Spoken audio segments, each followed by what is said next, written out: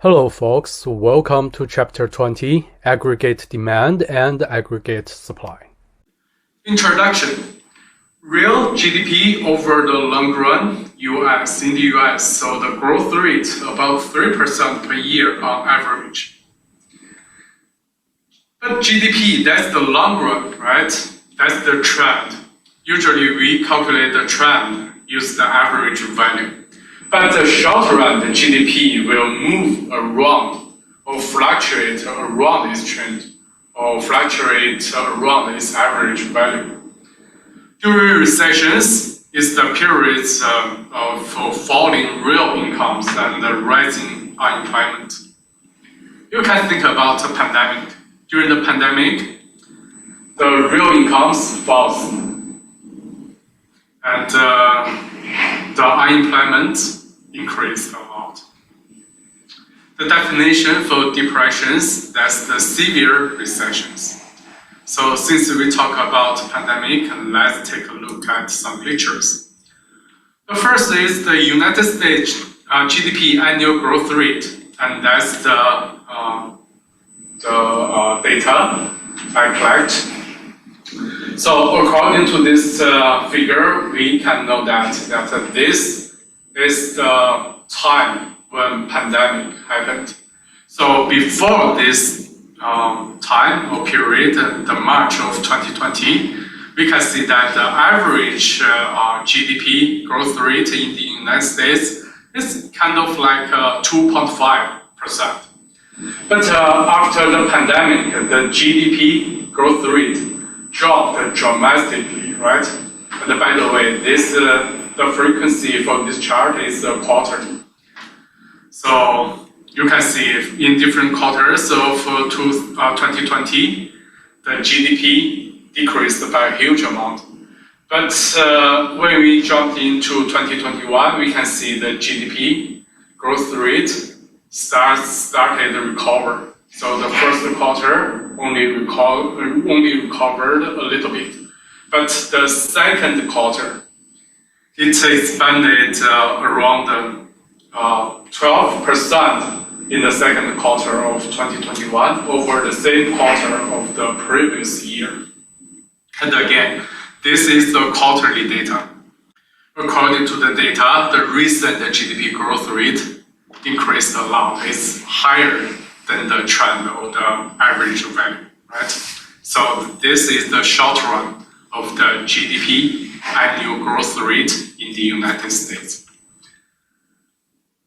During the recession, the GDP growth rate decreasing, but the unemployment rate increasing, right? So let's see the unemployment rate. The United States unemployment rate, again, when we talk about the short run, the frequency should be monthly. This is the time, the March of 2022. We can see that before the pandemic, the unemployment rate was almost constant, around like 3 or 4%. But after the pandemic, when the pandemic happened, the unemployment rate increased by a huge amount, increased from 3% up to almost 15%. That's what happens during the pandemic or during the recession. But after that, our unemployment rate decreasing over time. This two chart tells you what happens during the recession in the short run. There are three facts about the economic fluctuation you need to understand. The first is economic fluctuation are irregular and unpredictable. Again, as what we learned before, the shaded area indicates the US recessions. So all the shaded areas are the recessions. According to this table or figure, we can learn that during any recessions, the real GDP decrease, right? In any shaded areas, the real GDP decrease. And that's irregular and unpredictable because like at any point, like here, we don't know what will happen the next day. So any movement is the random walk, such as before the March of 2020, we didn't know the pandemic would happen. So we didn't know what the pandemic would cause a huge recession in 2022. So which means the economic fluctuations are irregular and unpredictable. We don't know what will happen the next day. It could go up or could go down.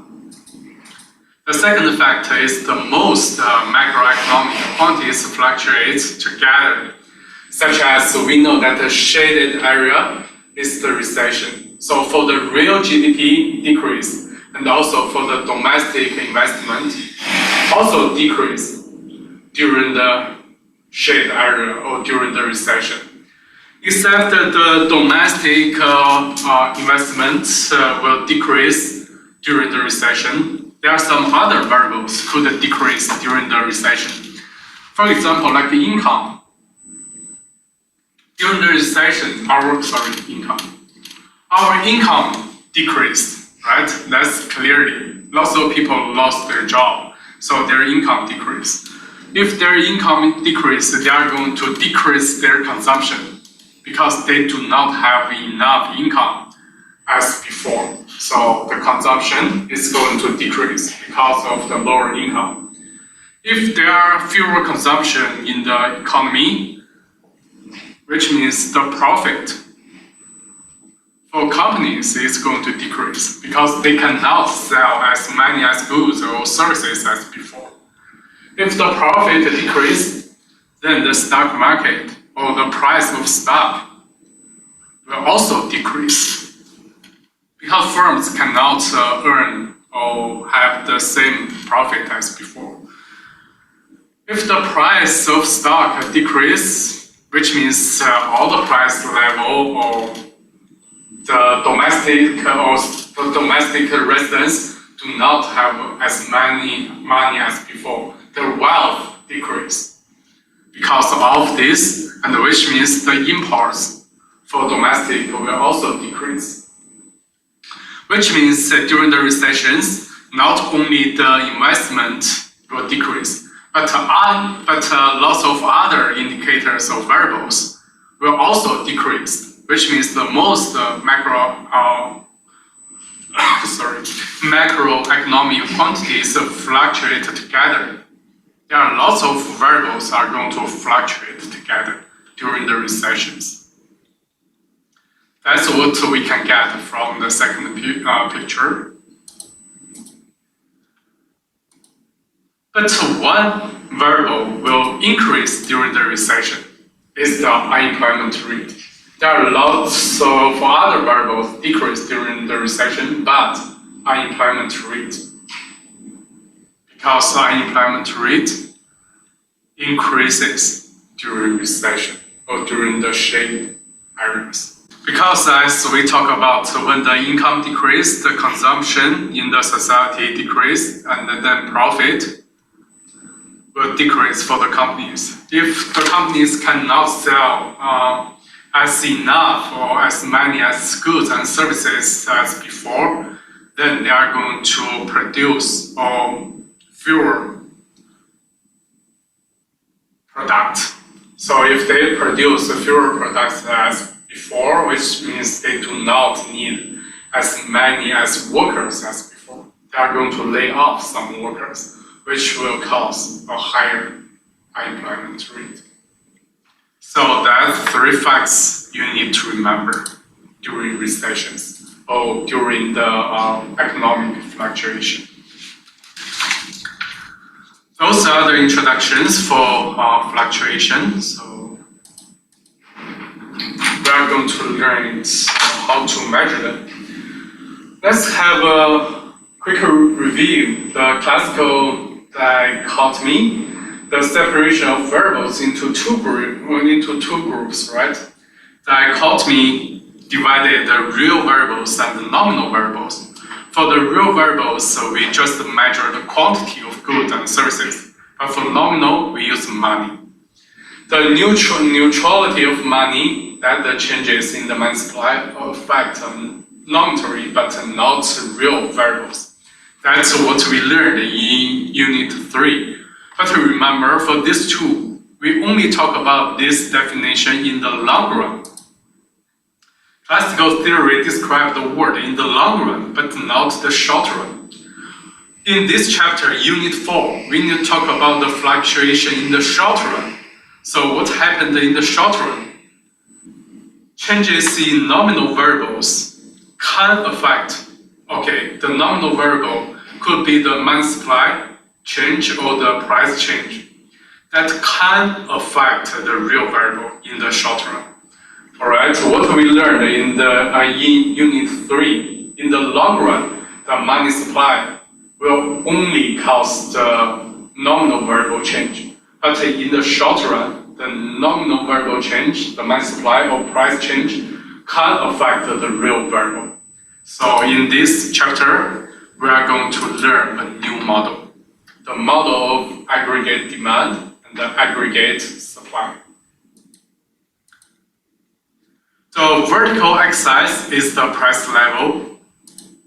The horizontal axis is the real GDP. Alright, this is Y, it's not Q.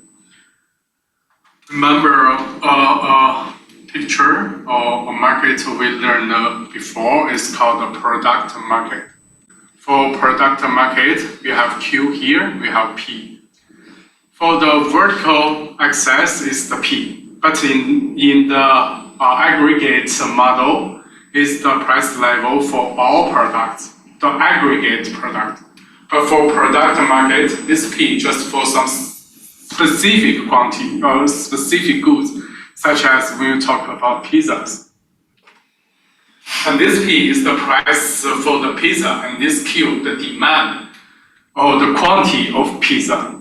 But for this one, for the aggregate chart, the horizontal axis is Y instead of Q, not Q anymore. So Y is the real GDP, is the total quantity of goods and services in the economy. Alright? So that's the difference between the aggregate supply and demand model and the product market we learned before. Y is different, and the definition of P is also different. So D is demand curve is aggregate demand, but this D is only the demand for the pizzas. But this D demand curve is aggregate for all products, all goods and services. And the supply curve is the short run, alright? The upward. In this, in the left, the product market, the supply curve is the supply for pizzas. But in the aggregate supply curve, the upward sloping line, but it's the short run aggregate supply curve. We are going to learn the long run aggregate supply curve in a couple of slides later. But at this moment, you need to remember for the short run is the upward sloping. But anyway, no matter supply or demand, that's aggregate, not for some specific product. But the equilibrium, again, is the model determines the equilibrium price. Equilibrium is still the intersection between the supply and demand curve. For Y is the equilibrium of output. Again, the output is the real GDP, is not Q anymore, it's Y.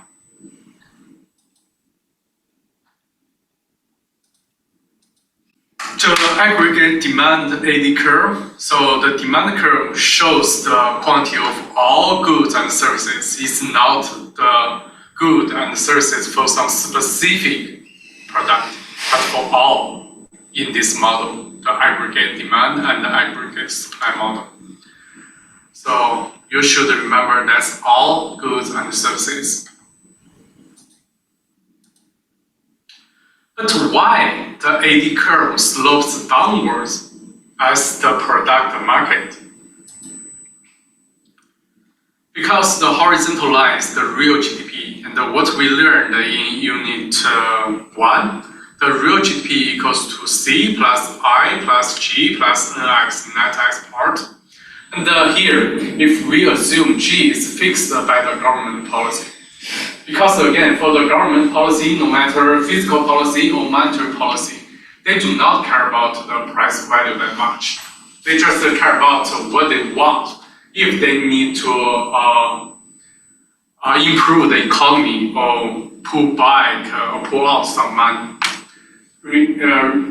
ignore what's the price level it is. So we need to talk about or understand here is the slope of AD must determine how a change in P affects the C, investment, or net export. We need to figure out when the price decrease, if C, I, and the NX change, increase or decrease. So let's investigate or learn that one by one. The first is the wealth effect, the relationship between price and the consumption. Suppose the price level P declines. If P declines, and the value of money is 1 over P. If P declines, which means the value of money increases. And here we assume that consumers' income doesn't change. If consumers' income doesn't change, which means our nominal income doesn't change, but the value of money for each dollar per dollar, the purchasing power increase, the value of money increase, which means with the same amount of nominal income, we can buy more amount of goods and services, right? So, which means if the price level P decrease, then that will increase our C. The spending will increase because Y equals to C plus I plus G plus NX. If C increase, then of course Y, the aggregate demand. This is aggregate demand. The all demand, the all goods and services will increase. So P decrease, C increase, the Y increase. That's a negative relationship between P and the Y or P and C. So we know there is a negative relationship between P and C. How about P and I? The interest rate effect, the relationship between P and I. Suppose again the price level decrease. If P decrease, then buying goods and services require fewer dollars. Again, like the last slide, the value of money increased, right? 1 over P increased, and with the same amount of nominal income, our purchasing power increased. So which means that people can buy bonds and other assets with actual money, and that will decrease the interest rate. This is very important. So why the people buy bonds and other assets will decrease the interest rate? Because such as bonds, we have learned the 10 years US Treasury bonds before, right? And that bonds, that yield rate will determine lots of interest rate for others. For the 10 years US Treasury bonds, we have like a face value, such as, just for example, if the face value for that bond is just $100, and if I want to invest, I want to save my money, not invest. I want to save my money, I need to use my money to buy the bonds. If I buy the bonds for 1 year bonds, 1 year, the face value is $100, which means if I want to buy the bonds today, I do not need to pay $100. Such as if I only need to pay $90 for that 100-year bond today, and in 1 year later, I can achieve $100. That's how I invested the bond. And in this way, the revenue or interest is $10 for my 1 year investment or saving, right? And divided by my initial saving, $90, and the interest rate equals to 11.1%. Such as that's the initial investment or the bonds value or whatever. But what happens when the price level P declines and more people want to buy bonds? If more people want to buy the bonds, which means the price for the bonds will increase, right? Because the demand is higher than before.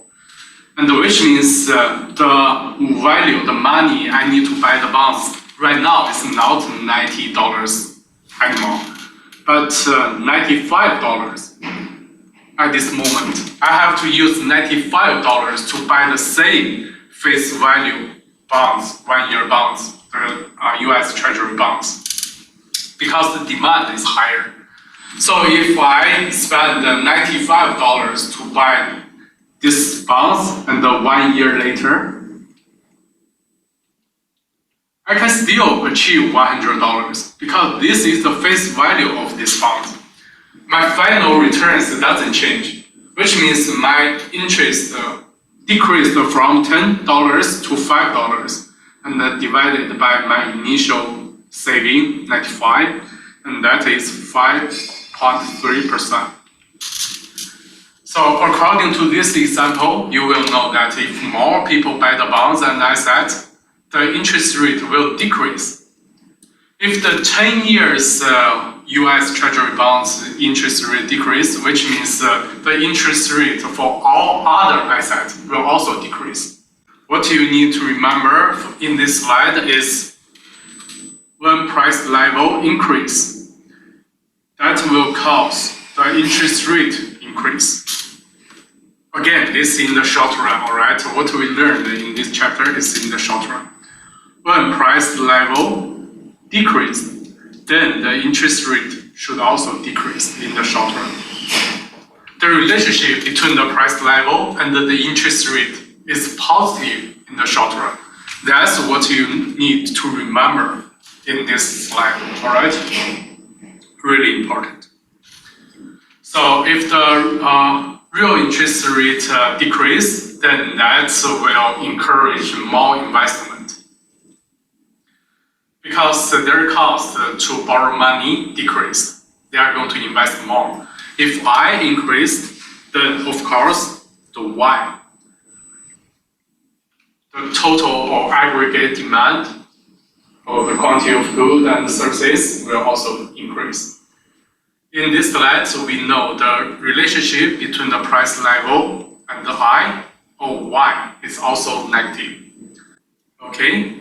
After we figure out C and I, and we assume that the government spending is constant or decided by the government policy. So the last element we need to analyze is the relationship between P and the NX, the exchange rate effect.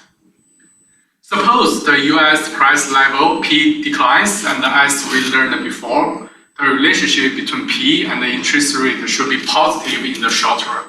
So the interest rate in the United States decreased.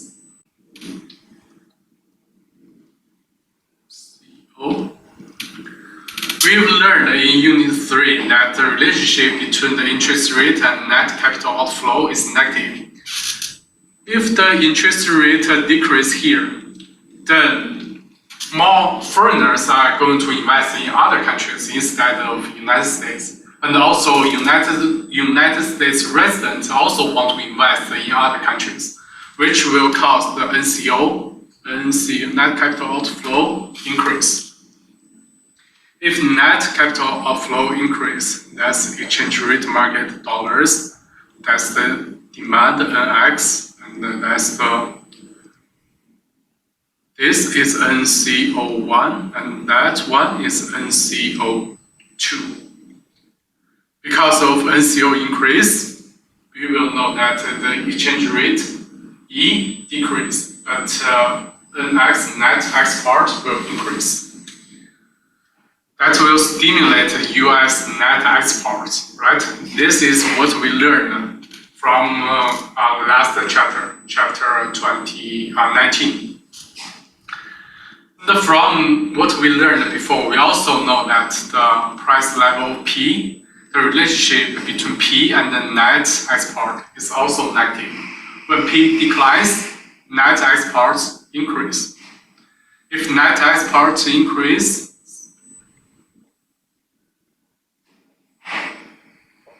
I will also increase. So according to what we learned from these three effects, we know that the relationship between P and the C, I, N, X, all of them are negative. So that's explained why the relationship between P and Y. Remember, this is the aggregate demand. The aggregate demand curve is downward sloping because the relationship between P and the C, I, N, X, all of them are negative relationship. And that explains why AD is downward. So if P decreases and total output or total demand, aggregate demand will increase. But what if I increase in P? P increase, the quantity of goods and services demand will decrease because of the wealth effect. That's opposite, right? Negative relationship. If P increase, then the C will decrease. The interest rate effect, the investment will also decrease. Because of the exchange rate effect, the net export will also fall. So according to this slide, we know that if price increase, then the total or the aggregate demand will decrease. Decrease from Y1 to Y2. Again, the negative relationship between P and the Y for aggregate demand curve. Think about what's the effect of a stock market boom on the AD curve. Remember, we talked about the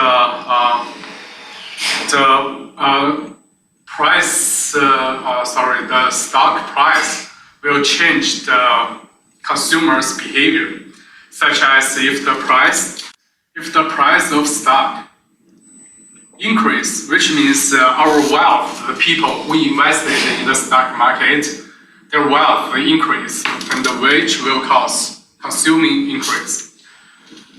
In this one, which is exactly if there is a stock market boom, which means the price of stock will increase, that will increase consuming.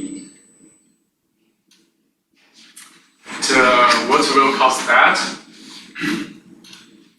If C increased,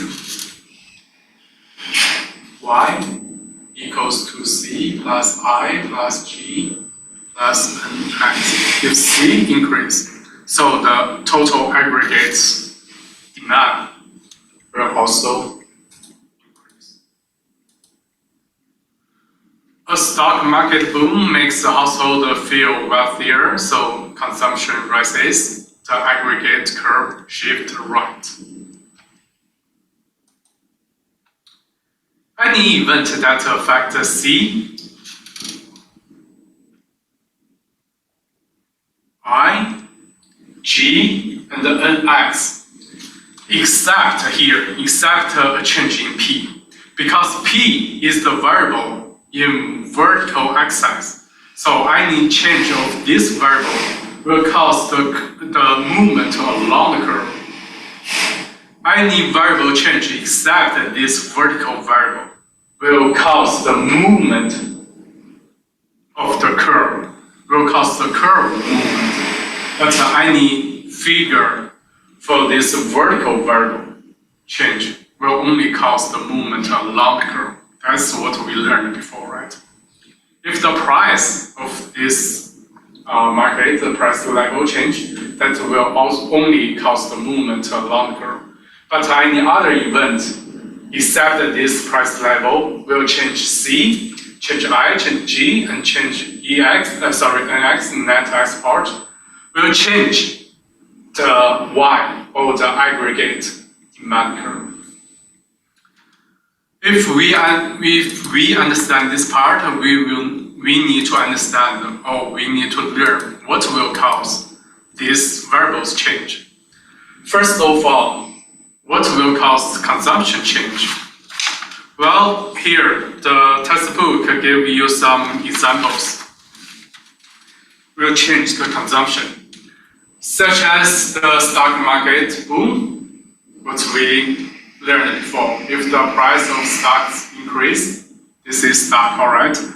And then consumption will increase because we feel wealthier than before. The second event could be the preferences difference. The trade-off of consumption and saving. For example, our income doesn't change, fixed. And if we have if we are optimism, we think that we do not need to save too much money. In that case, we will consume more, right? If we are optimism or whatever, if something change our idea, like we think that saving is not important, then we are going to increase our consumption. If something happens, we think that, such as pandemic, we realize that we need to save some money for some recessions. In that case, if saving increase, which means the consumption will decrease, and the preferences will change our consumption. The third event could be the tax hikes and cuts. If government increase the tax, which means our consumption, if the tax increase, which means our consumption will decrease. If there is a tax cut, then we are going to consume more. So these three events are going to influence the consumption and also will influence the aggregate demand curve. All of these three events are not price level, alright? Not price level. Any variable change except the price level will cause the movement of the AD curve. So, which means these three events will cause the movement of the AD curve. The AD will move. Let's talk about what will change investment. First of all, if more firms buy new computers, equipment, or factories, of course, this will increase investment, no doubt. Expectation, like optimism, if we expect that the future economy is good, will be good, the future economy, then we are going to invest more, right? Because when the economy is good, then more consumptions, more people are going to buy, are going to consume. So I'm going to earn more profit. I'm going to invest more. If optimism. If people are pessimism, which means we think that the economy in the future will not good, and the consumption in the future will not that many. And which means we are going to invest fewer than before. And expectation will influence I here. Interest rate, that's really easy. If interest rate is higher, then our cost is higher, invest is going to be lower. If the interest rate is lower, then we are going to invest more because the cost is cheaper. Monetary policy, monetary policy. MS. If monetary policy increase, which will cause interest rate decrease. This is the short run. Short run. That's easier to understand, right? In the short run, if the Fed gave a huge amount of money in the economy, which means there are huge amounts of money in the economy, the supply is higher. If the supply is higher than the demand, then the interest rate should be lower because we can borrow money easily than before. More supply, more money supply. We can borrow money more easily than before. Then the interest rate should be decreased. If interest rate decrease, I will increase. If money supply, again, this is in the short run, alright, not in the long run. If the money supply decrease, then the interest rate will increase. because if we want to borrow money, there are fewer money supply in the market. We have to pay a higher interest rate to borrow the limited quantity of money. So in that way, interest investment is going to decrease. That's how monetary policy influence the investment. The investment tax credit, if credit, of course, investor is going to increase. Or other tax incentive. If this happens, investment is going to increase. Those are 5 events are going to change investment. Changes in G. Remember, G is not decided by the price. The government just ignore the price. It's just decided by the government. If the government wants to increase the defense, then the G will increase. If the government think the defense is not that important, they are going to decrease the spending on defense, then G will decrease. And the same for the state and the local spending, the road and schools. The government spends more, G increase, AD increase. If G decrease, then AD will also decrease. This is easy for G. There is no logical behind that. And the last one is the change in net export. The booms or recessions in countries that buy our exports. For this one, you can imagine like there are 2 countries to think about. First is US, the second is Canada. For the US, if there is such as boom in the US, which means US citizens are more richer than before, you are going to import more product, and the net export is going to decrease. What if a boom in Canada? Then you export for the United States, all right? For the net export, we just talk about the United States. But if Canada's boom, then the export for United States will increase, and the net export will increase. That will influence the aggregate demand. And the same logic, if there is a recession, then for the United States, the import will decrease, and the net export will increase. Or if there is a recession in Canada, then export for United States will decrease, and the net export will decrease. This is the logic for the boom or recessions, no matter happened in the United States or Canada. Both of them will influence the net export for the United States. So again, this is when we talk about the net export for United States. Appreciation, depreciation resulting from international speculation in foreign exchange market. For exchange market, that's E, that's US dollars, that's the net export. If exchange rate is higher, such as this one, then the net export is smaller when the exchange rate is lower. So if the exchange rate depreciates, the net export is going to increase, and vice versa. For the second event, just according to the figure we learned from chapter 19, the foreign currency exchange market. So please remember or try to understand the logic behind these events and why that will cause C, I, G, and X increase or decrease. What happened to AD? Remember, AD is Y, right? Y equals to C plus I plus G plus X. So what's this event will influence any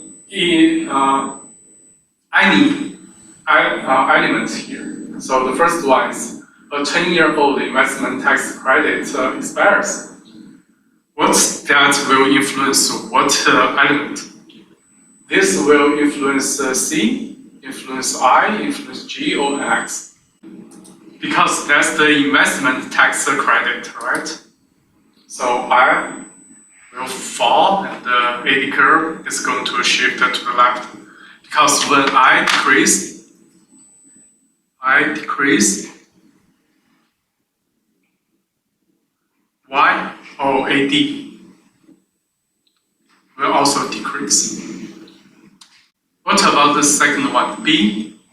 The US exchange rate falls. When the US exchange rate falls, which means US dollars is kind of cheaper. So for foreigners, they prefer to buy US goods because US goods are relatively cheaper, right? Then the net export should increase and the AD curves shift to the right. How about the last one? Because this is the price, right? That's the variable in the vertical axis. If this thing changes, that just will cause the movement along the curve. Any other variables besides this one will cause the movement of the curve. Let's move down along AD curve. That's the wealth effect. Because a fall in the price, that's the variable of the vertical line. Alright, then we need to talk about the aggregate supply curve, AC. The aggregate supply curve shows the total quantity of goods and services, the same as the demand curve is the total, all the goods and services firms produce. It's not as the product market only produce some specific goods or services. This is the total. That's the aggregate supply curve. So upward sloping in the short run, but vertical in the long run. Remember, I emphasized that the short run, only in the short run, is the upward sloping. But in the long run, it should be vertical. And we are going to learn why there are differences. But you need to remember, for the vertical, that's the long run. Only in the short run, that's the upward sloping. The natural rate of output, Yn. This is the natural rate of output. It's the amount of output the economy produces when unemployment is at its natural rate. Or you can call it the potential output and the full employment output. That's only happened in the long run, alright? Since the long run is vertical, which means the real GDP doesn't change, it's constant.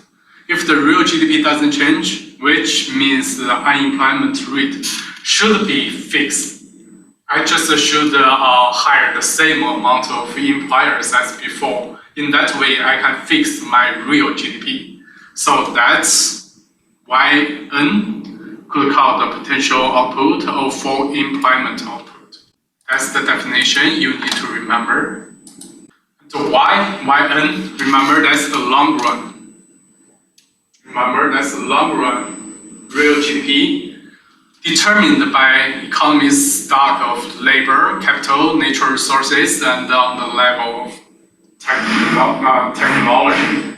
What we learned in Unit 1, Y equals to A times I of input in the parentheses, right? Could be labor force, physical capital, human capital, and the natural resources. So what will influence the real GDP, the real Y? Only these 5 terms: the labor, L, the capital, including physical capital and the human capital, natural resources, N, and also technology, A. Only these 5 terms or elements will influence Yn in the long run. An increase in P doesn't affect any of these 5 terms. so it doesn't affect the real GDP. If increase in P in the long run, will that influence the technology? No. Labor force, how many populations? No. In the long run, the price change, which means the wage for the workers and every price, all the prices will change by the same amount. But they are going to change by the same percentage. So which means the real variable, because of the classical dichotomy, the real variable will not change in the long run. Will not change.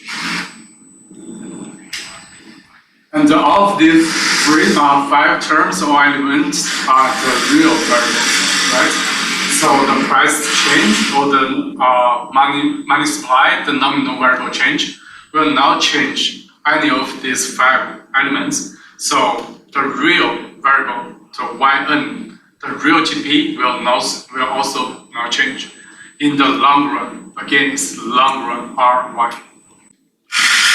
What's the effect of increase in immigration on the long run aggregate supply curve? Again, y equals A times I of L.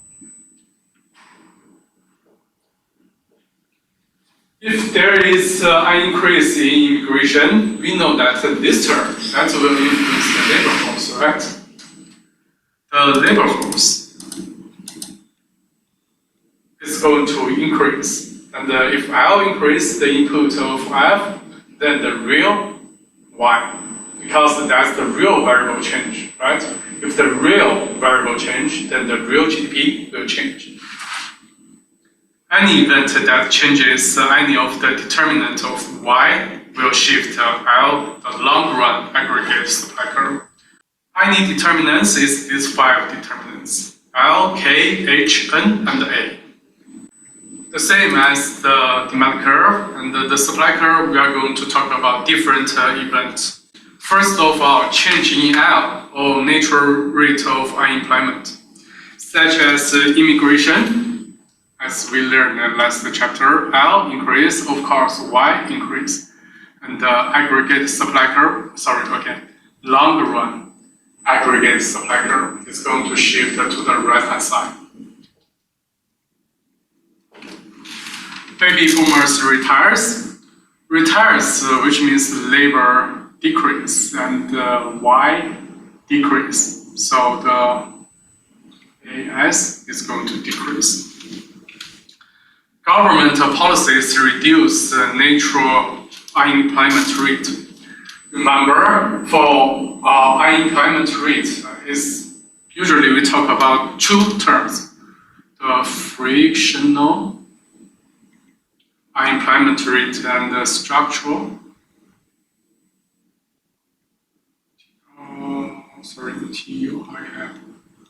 Structural unemployment rate. And for frictional, that's the short run, right? The short period, and this is a long period. What government policy could change the frictional or the short run unemployment, like the unemployment rate insurance? The government can change the period of the money of the unemployment insurance that will change the unemployment rate. What about the structural unemployment rate? Some policy could influence the minimum wage.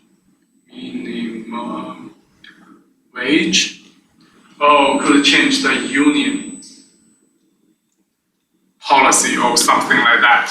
That will change the wage.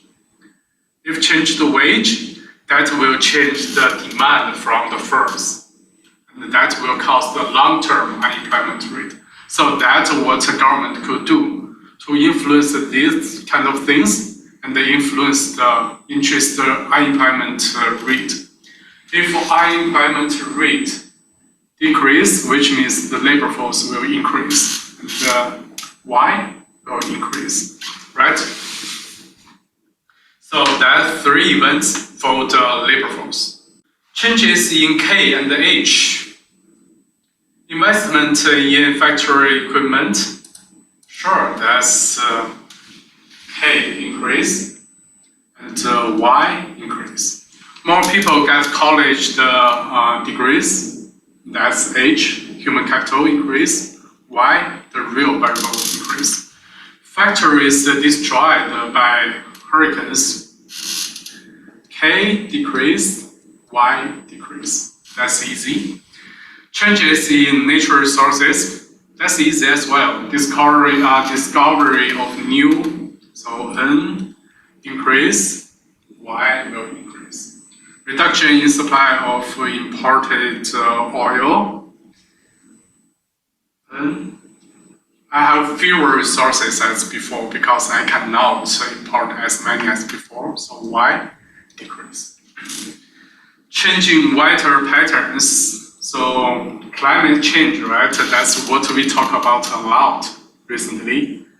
So climate change will cause the natural resources decrease, which usually the agricultural production. The natural resources decrease, the real product decrease. So the long run aggregate supply is going to shift to the left-hand side. Change in technological advance or technology. A, productivity improvement over time. So again, A is usually improvement over time. Y is going to increase over time. Over the long run, because of A increase over time, and the long run aggregate curve is going to shift to the right-hand side. Tech progress shifts long run aggregate supply to the right because of productivity increase over time. And the growth rate in money supply shift aggregate to the right as well over time.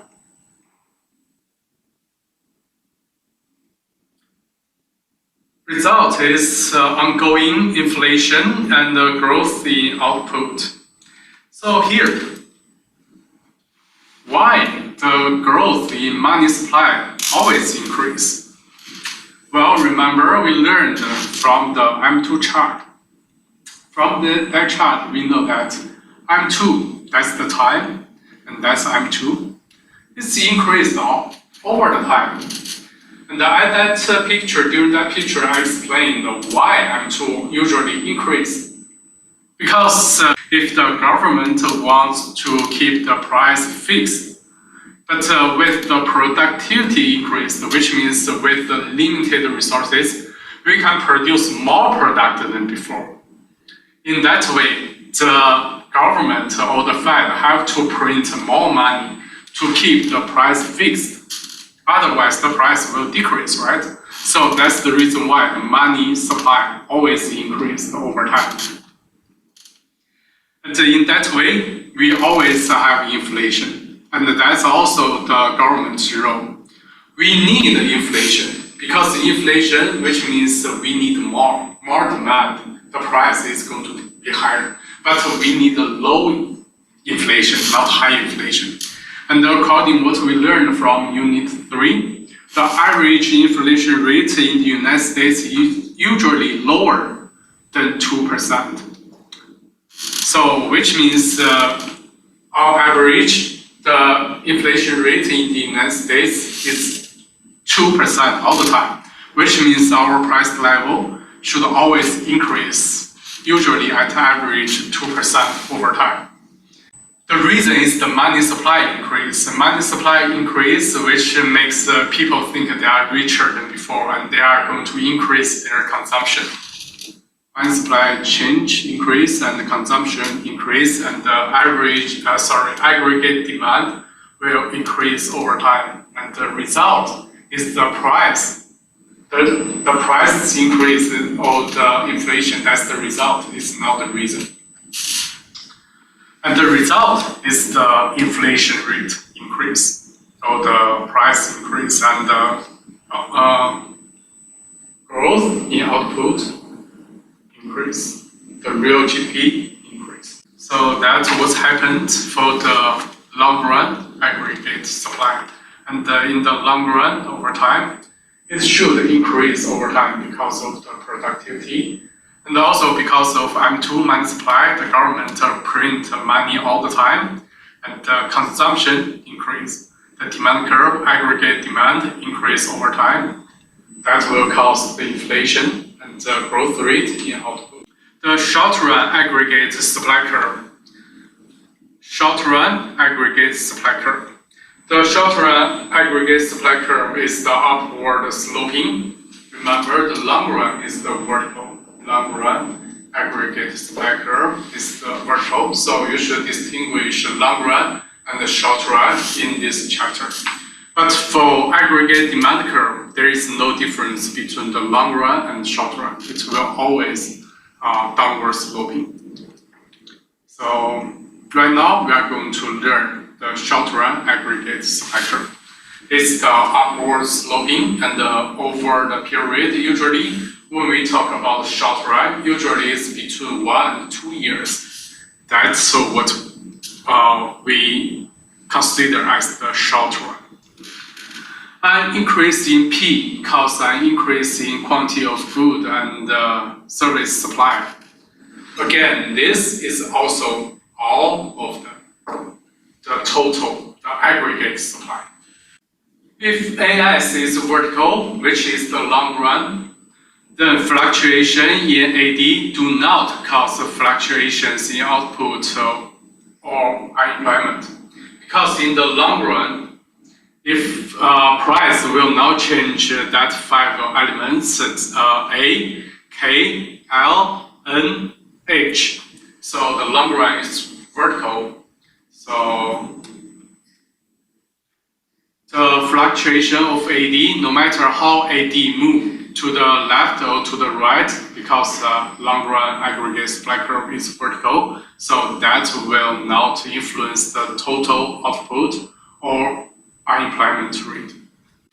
But if aggregate supply curve is upward sloping, which means the shifts of AD, the aggregate demand curve shift will or do affect the output and unemployment, such as if the short run supply curve, aggregate supply curve is upward, then the movement of AD, that's the original equilibrium. If the aggregate demand curve shift to the left-hand side, then we are going to have a fewer aggregate output. Fewer aggregate output also means a higher unemployment rate. Unemployment rate is higher.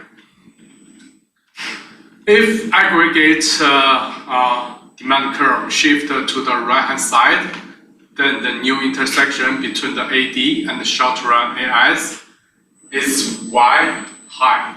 So if that happens, an increase in aggregate demand curve that will increase the aggregate supply or aggregate output, which means unemployment rate will decrease.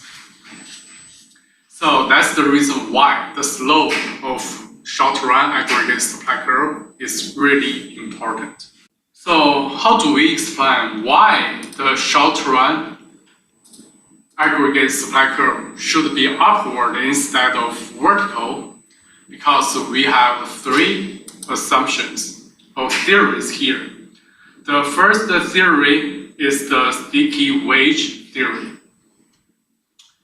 In perfection, nominal wages are sticky in the short run. They adjust sluggishly due to labor contract or social norms. Because we cannot sign contract every day. We have to sign the contract like once a year at least. So in that way, it's sticky. And the firms and the workers set the nominal wage, which means the wage in the contract in advance, based on the PE. PE is the price level they expected to prevail.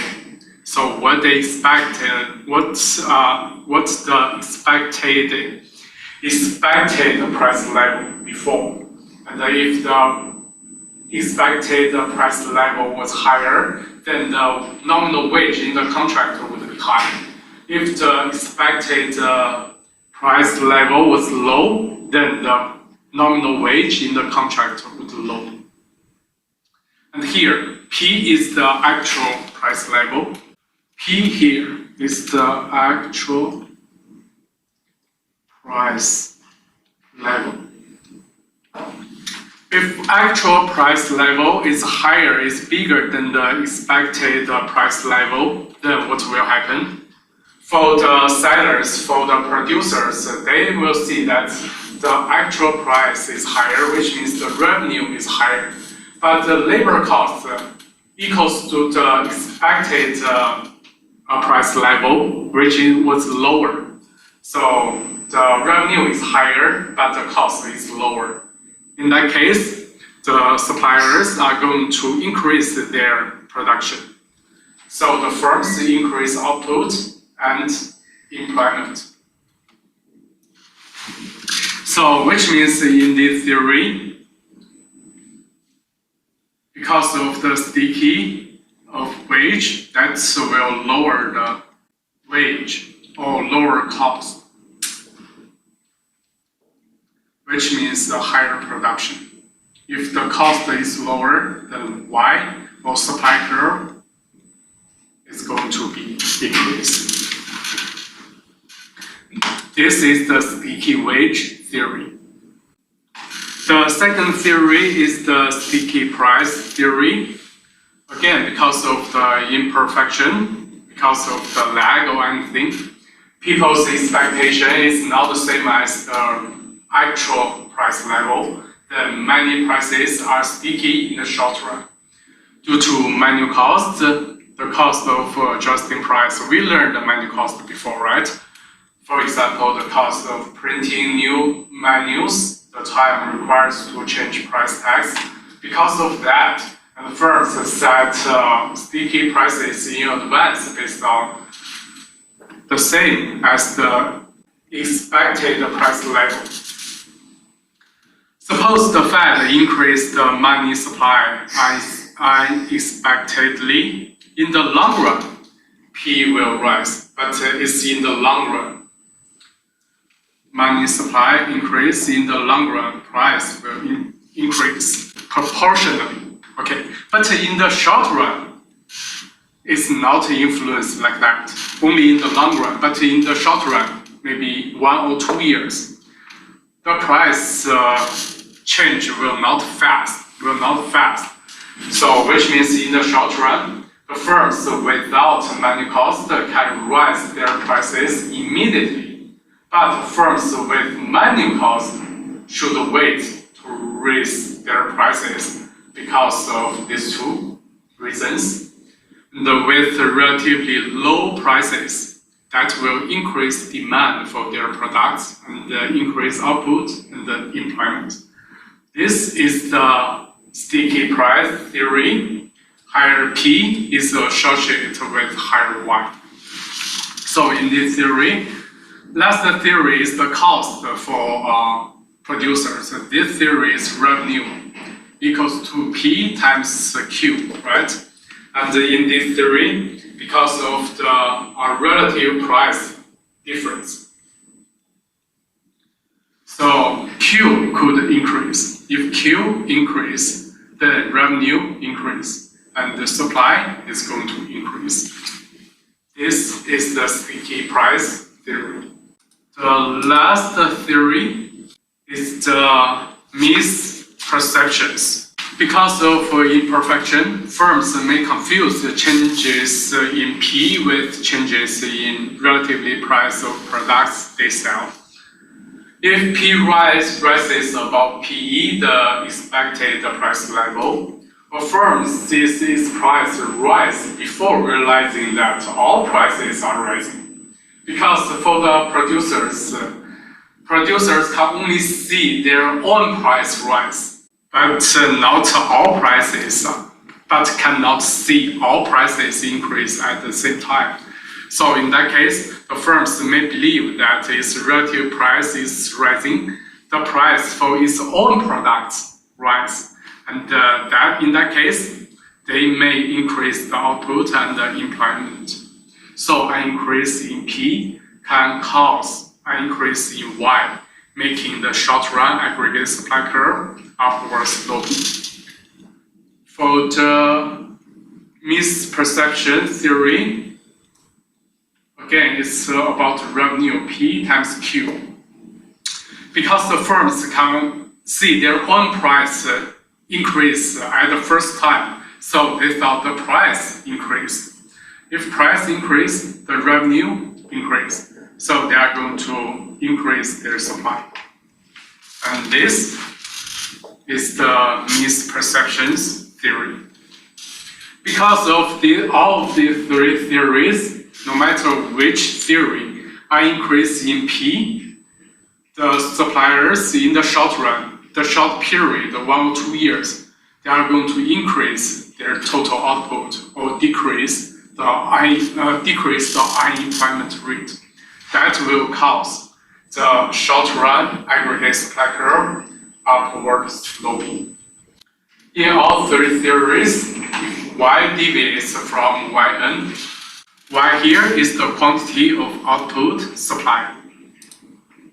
Yn is the natural rate of output is in the long run, because remember, for this Yn, it's only determined by the A, L, K, H, and N. These 5 elements determine the natural rate of output. P is the actual price level, is the real price at this moment. And PE is the expected price level. A measures how much Y responds to unexpected changes in P. So if A is big, which means the unexpected change in actual price level P strongly affects Y. If A is big, then the big difference, no matter how big the difference of this P minus PE, no matter how unexpected changes in actual price level P, then Y will change by a huge amount. So you can imagine this will decide the slope of the short-run aggregate supply curve. But if A is smaller, then with the fixed amount of P minus PE, Y will change by a smaller amount. So A measures how much Y responds to unexpected changes in the actual price level.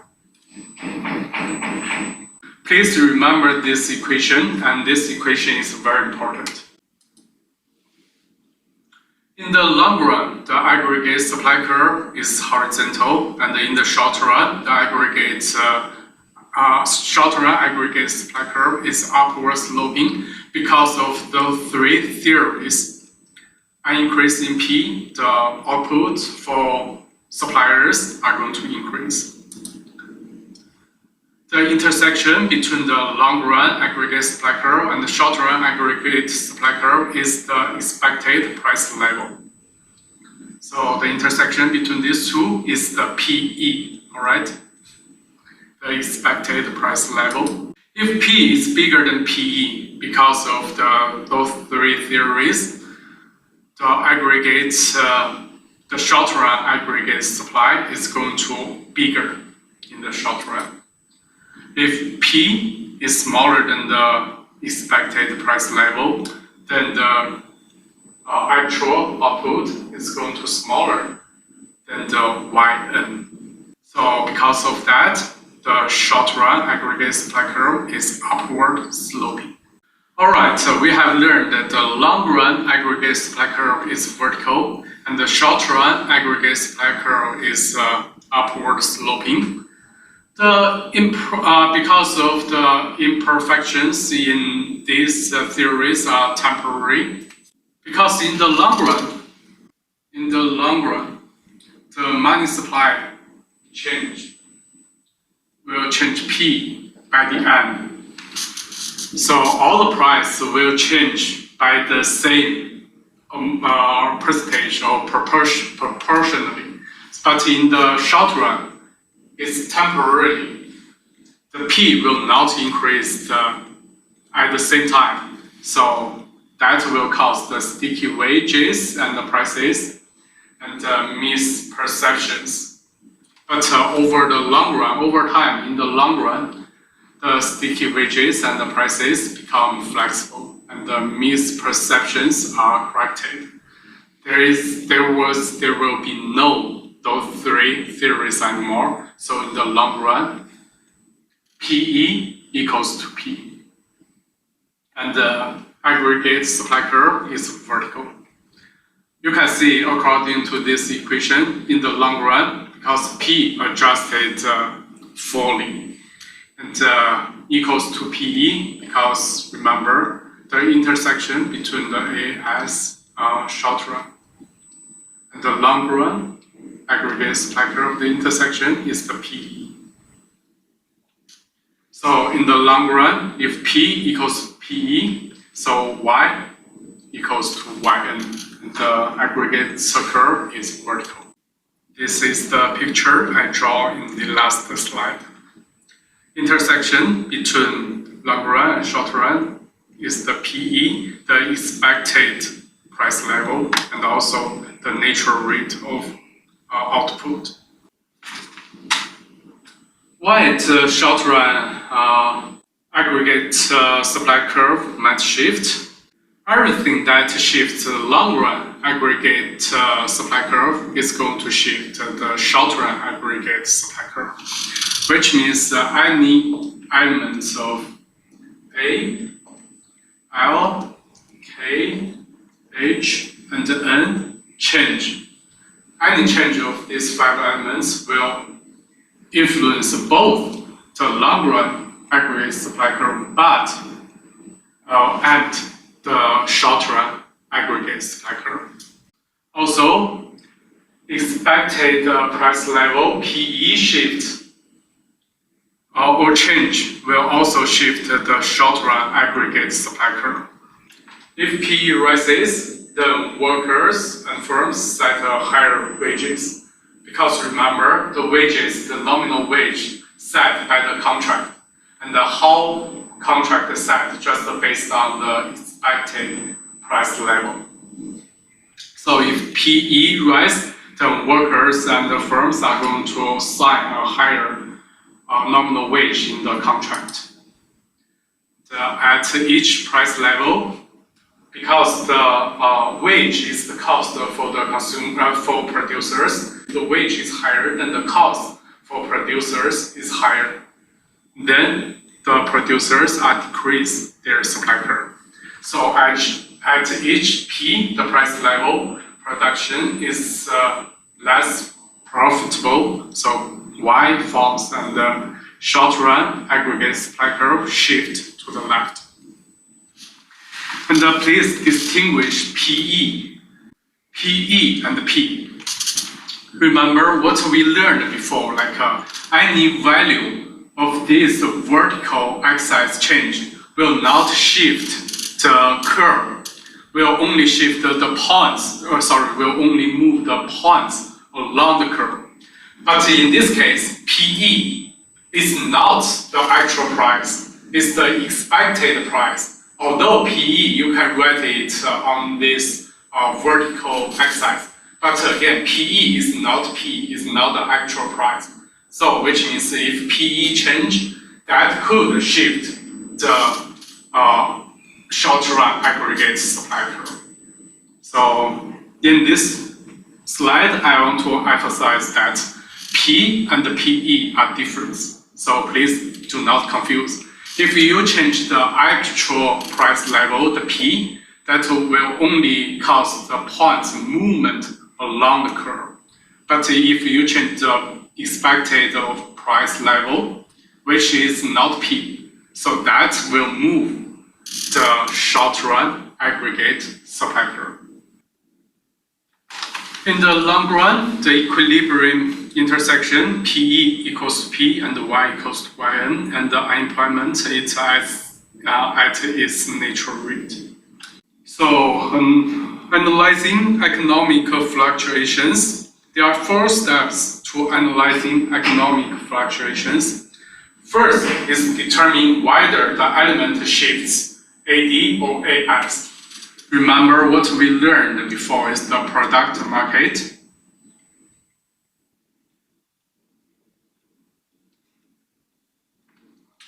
We have Q and P, the supply curve and demand curve. For this product, we have 3 steps. But the first step is still determine whether whether the event shift to AD or AS. For the aggregate supply and demand curve, this is the long run aggregate supply, and this is the short run aggregate supply, and this is the aggregate demand. They're going to intersect on one point. And for aggregate demand curve, there is no difference between the long run and short run.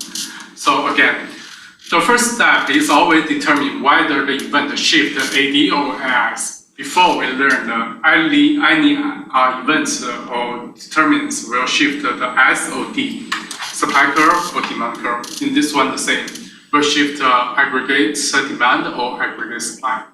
The second step is determine whether curve shift to the left or to the right. The same as we learned before, right? Left or right. The third step, use the AD and AS diagram, this diagram, to see how the shift change Y and P.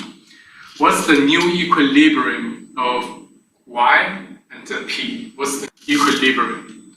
And also, the third step for the product market is again to determine the new equilibrium if one curve moves.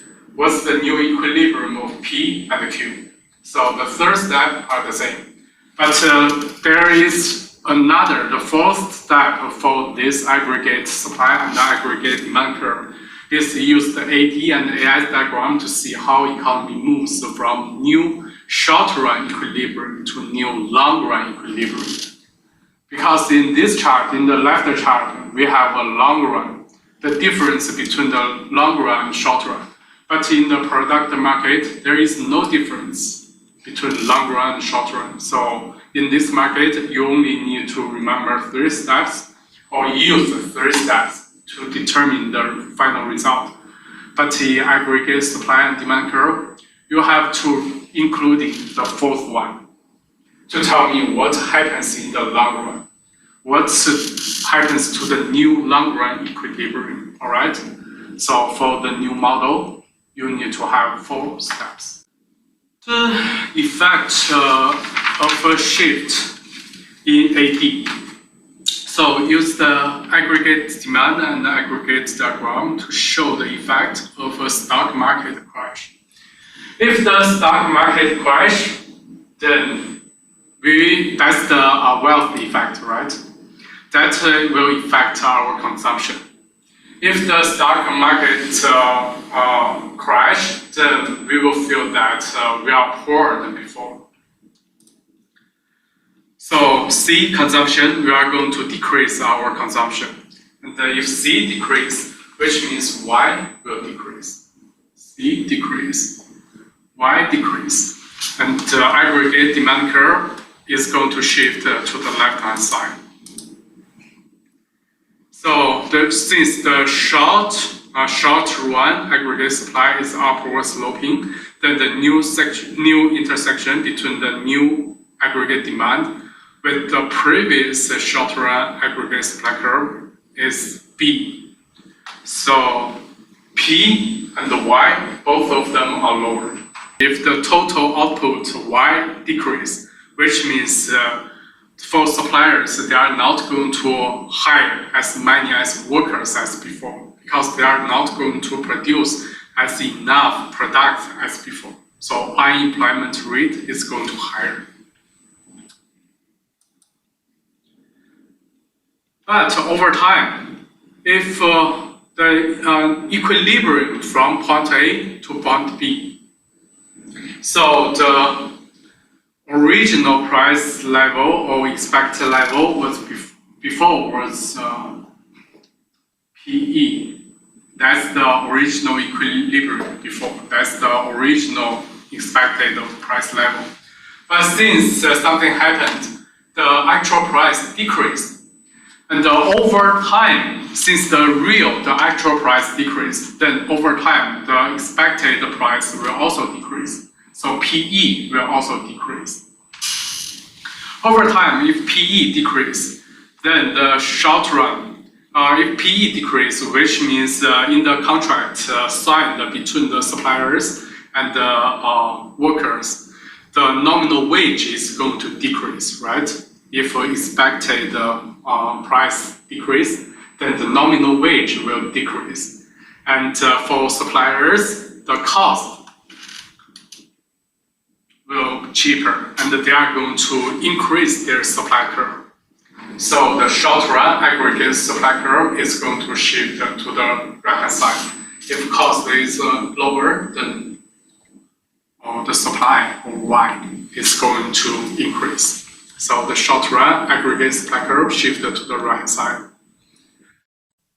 Until in the long run equilibrium at C, so that's C points, back to the long run aggregate supply curve.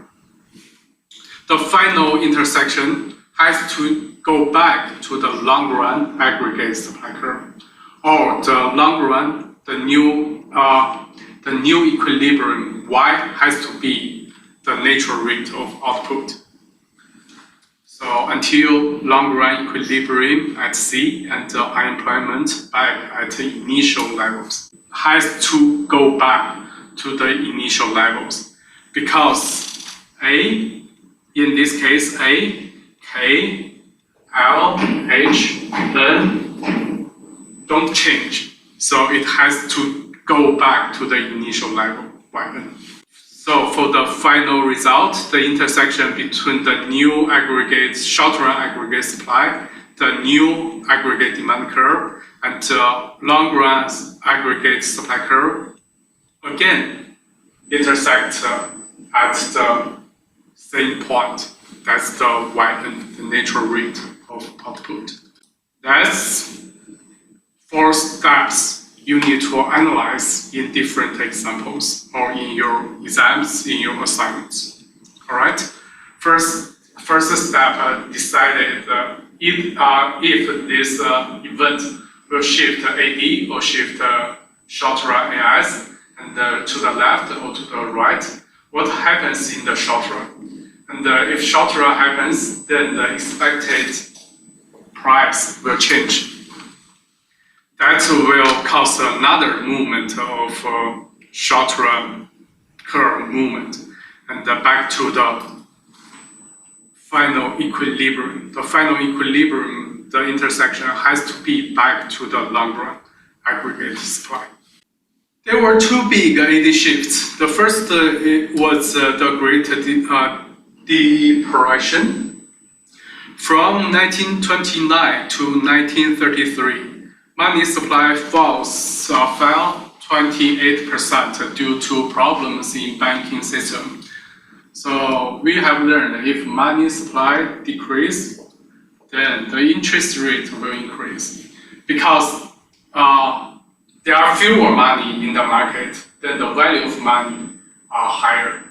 It's harder for you to borrow money, so the interest rate has to be higher. If interest rate is higher, then the investment should be decreased. Or you can also imagine if interest rate is higher, for households, they prefer saving, right? Because the interest rate is higher. Of course, if saving is increased, then the consumption is decreasing, because that's the trade-off. So no matter investment is decreasing or consumption is decreasing, that will cause Y decrease, or aggregate demand decrease. And in that case, what happens during this period? Stock prices fall 90% and reducing C and I. Y fell 26% and P fell 22%. Unemployment rate rose, because again, if Y, the total output falls, the firms do not need to hire as many workers as before. So unemployment rate will rise, or before rose from 3% to 25%. This is the first case for recession. And the other case to shift the aggregate demand curve is the World War II boom. From 1939 to 1944, the government outlays rose from $9.1 billion to $91.3 billion, which means the government spending increase in this case. If government spending increase, no matter what price level or interest rate or value of money, it doesn't matter. It's just decided by the government policy. The Y will increase, or aggregate demand will increase. So the government outlays rose, then the total output rose 90% during that period. Price rose 20%, and the unemployment rate falls. Again, since Y increased, then the unemployment rate should decrease. This is what happened in 1939 to 1944. Those are two examples that really happened before. All right, so that's almost all materials in chapter 19. Read this example question first, and we are going to do it together.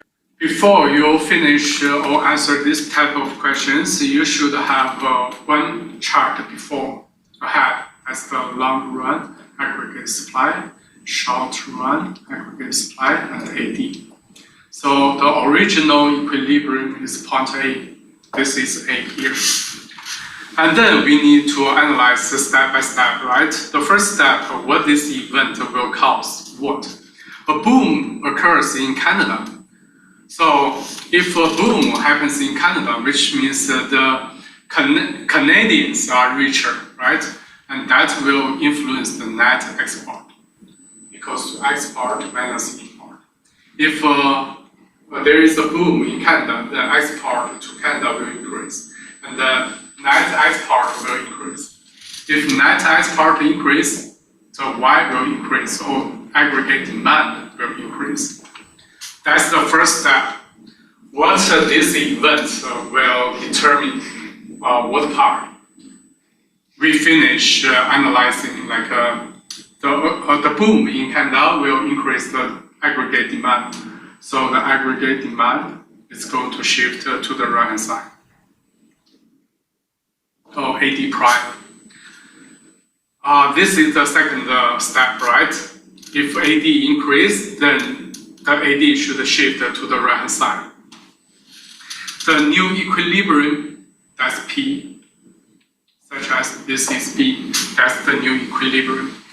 So for the equilibrium, this is the original price level, PE, and this is the new, the higher, the actual price, which is higher, then the PE will increase. The expected price level will increase. That will increase the cost of firms, because the nominal wage is going to increase over time, which means the short run aggregate supply curve is going to shift to the left hand side. The short run aggregate supply curve prime is going to shift to the left hand side because PE increase and the nominal wage increase. The cost increase, then the supply curve for firms are going to shift to the left hand side. And remember, it has to go back to the equilibrium in the, or has to go back to the Y. That's what happens in the long run. The movement of short run aggregate supply curve has to go back, intersect with the long run aggregate supply curve, and the AD curve intersect with one point. And that point is Y. That's the final result. That's the fourth step.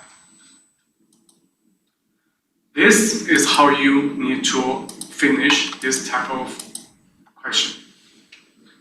The first affect an X, so AD shifted to the right hand side. The second step, right hand side. Third step, short run equilibrium at point B, so P and the Y higher, unemployment rate lower. Over time, because from P1 to P2 over time, the expected price level is going to rise, and that the costs of suppliers increase. So short run aggregate supply curve shifts to the left to AS2 until long run equilibrium at C. The new intersection, these three lines also should intersect with one point for Yn. The Y and the unemployment rate back at its initial levels. Usually back to its initial levels, that's the final step. Use the same logic, try to think about this. First, if there is an increase in oil price, then that will increase the cost. If cost increase, that is going to shift the short run aggregate supply. Cost increase, supply curve shifted to the left. Then the new equilibrium between the aggregate demand curve and the short run aggregate supply curve intersect at point B. Higher P and the lower Y. Your P is higher, then that's the next step. Okay, from point A to point B, if price is higher, Y is lower, that's the stagflation. The definition for stagflation is a period of falling output and a rising price. Output or the GDP decreased, but the price level, the inflation is higher. That's the definition of stagflation. This is what happens in the short run. But in the long run, that could happen in two different scenarios. For example, if policymakers do nothing from point A to point B because of Y2, decreasing of aggregate total supply. So which means even though with the higher wage or with the fixed wage, nominal wage, whatever happened, the aggregate supply or the total output decrease because there is firms are not going to produce as many products as before. They are going to lay off some laborers. And according to the labor market, if more laborers are fired, then more laborers are going to supply in the market. If more laborers supply in the market, which means the wage, they are going to compete with limited positions, which means lots of them are going to lower their wages or expected wage. So the wage is going to fall if there are too many unemployment people in the labor market. That will cause wage to fall. So the short run aggregate supply curve are going to shift to the right side because wage decrease, the labor increase is going to cause the wage decrease. It's going to, the cost will decrease. Then the supply curve will increase, or Y will increase. So the short run aggregate supply curve shifted to the left, to the right hand side until the new intersection. Remember, back to its original level, equilibrium, Yn. That is what happens if our policymakers do nothing. But the policymakers could use physical or monetary policy to increase the aggregate demand. Because if before the total output is smaller than the natural rate of output, right? In that case, the government could do something like to stimulate the economy, stimulate the society, use either monetary policy or physical policy to increase the aggregate demand curve.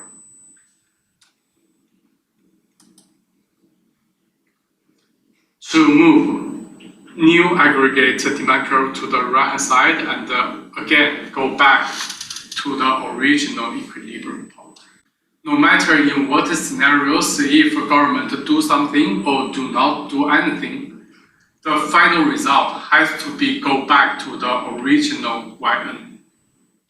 The new intersection between these three lines has to be in the same position, yn. All right, that's the final result. All right, so those are all the materials in chapter 20.